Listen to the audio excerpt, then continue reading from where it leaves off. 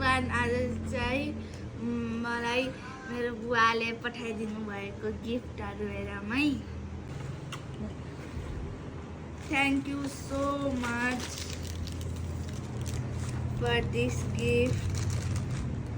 अनि मैले चलाउन मन छ भन्ने बित्तिकै किनिदिनु भयो thank you so much I love you बुवा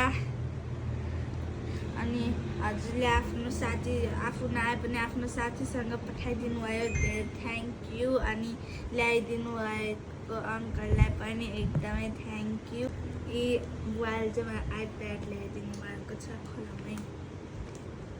कोमा आन्टीलाई पनि एकदमै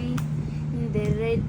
थ्याङ्क यू भन्न चाहन्छु किनकि एयरपोर्टमा रिसिभ गरिदिनु भएकोमा अनि डोमेस्टिक एयरपोर्टमा यता भैरवासम्म पठाइदिनुको लागि पनि एकदमै थ्याङ्क यू सविता आन्टीलाई पनि एकदमै थ्याङ्क यू हजुरले गर्दा टाइममा सामान आयो अनि यो चाहिँ पेन पठाइदिनु भएको छ यो चाहिँ चार्जर होला ए होइन त्यसको चार्जर होला अनि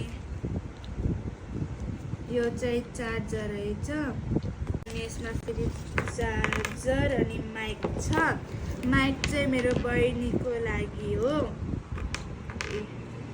यस्तो यो वाला चुम्बकवाला रहेछ यस्तो स्टिक गर्ने अनि यो चाहिँ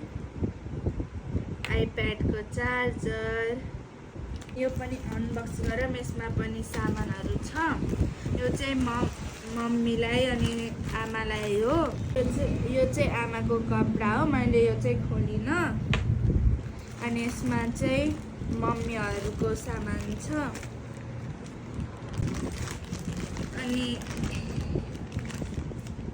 अनि यो दुईटा पर्फ्युम पठाइदिनु भएको छ मेरो मम्मीको र सानमामुको लागि